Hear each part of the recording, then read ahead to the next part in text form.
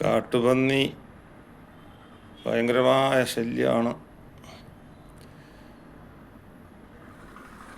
ജനങ്ങൾ പൊറുതിമുട്ടിയിരിക്കുകയാണ് കാട്ടുപന്നി ശല്യം കൊണ്ട്.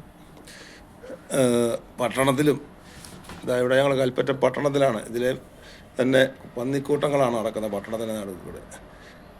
ഒത്തിരി പേർക്ക് അപകടം പറ്റിയിട്ടുണ്ട്. ബൈക്ക് യാത്രക്കാർ, ഓട്ടോറിക്ഷക്കാർ വരെ, അതുപോലെ ഒത്തിരി ജനങ്ങൾക്ക് ഇത് ആക്രമിച്ചിട്ടുള്ള അപകടം.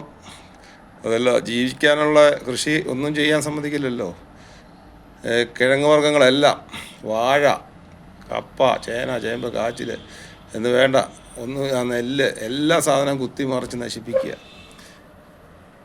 അപ്പം ഈ എന്താ പറയുക, തലതിരിഞ്ഞ നിയമങ്ങൾ കാരണം ജനങ്ങൾക്ക് ജീവിക്കാൻ വരാത്തവരെയായി.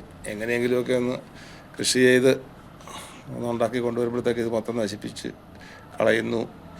അപ്പം ഈ പന്നിയെ വെടിവെച്ച് കൊന്ന് കുഴിച്ചിടുക, മണ്ണെണ്ണ ഒഴിച്ച് കുഴിച്ചിടുക എന്നൊക്കെ പറഞ്ഞ രീതിയായിരുന്നു. ആ നിയമം മാറ്റി നമ്മുടെ സണ്ണി ജോസഫ് സാറ് പറഞ്ഞിട്ടുണ്ടായിരുന്നല്ലോ, UDF വന്നാൽ കൊന്ന് തിന്നാനുള്ള നിയമം ഉണ്ടാക്കുമെന്നൊക്കെ. അങ്ങനെ എന്തെങ്കിലുമൊക്കെ ഉണ്ടാക്കി അതിനൊരു അനുവാദമൊക്കെ കൊടുത്ത് എന്തെങ്കിലുമൊക്കെ ചെയ്യണം. എങ്ങനെയെങ്കിലും കുറച്ച് ആൾക്കാർ അങ്ങനെ അനുവദിച്ച് കഴിയുന്ന രീതിയിൽ വരണം. എന്താ ഓരോരുത്തരും അവരവർക്ക് ഇഷ്ടപ്പെട്ടവരുടെ നിയമം അവിടെ കിടന്ന് ഇവിടെ കിടന്ന് ഉണ്ടാക്കുന്നു. പക്ഷേ ഇവിടെ ഓരോ പ്രദേശക്കാർക്ക് ജീവിക്കണ്ടേ? അതിനൊക്കെ വേണ്ടിയിട്ട് എന്താ ചെയ്യാൻ പറ്റുമെന്നുള്ളത് ശരിക്ക് പ്രവർത്തിച്ചു കഴിഞ്ഞാൽ ഇതിനെല്ലാം നിയമത്തിനൊക്കെ മാറ്റങ്ങൾ വരുത്താൻ പറ്റും. അങ്ങനെ എന്തെങ്കിലുമൊക്കെ സംഭവിക്കട്ടെ.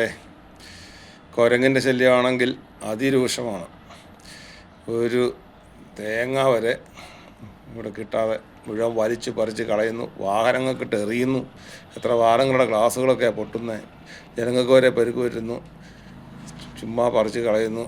മെച്ചിങ്ങ, വെള്ളയ്ക്ക എന്ന് പറയുന്നത്, അങ്ങനെ കുരങ്ങനെ കൊണ്ടും ഭയങ്കര ശല്യം. പെരക്കകത്ത് കയറി എല്ലാം മൊത്തത്തിൽ ശല്യമാണ്. എന്തൊരു നിയമമാണ്!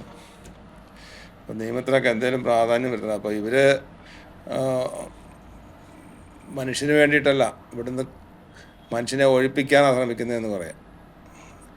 അങ്ങനത്തെ ഒരു എന്താ പറയുക.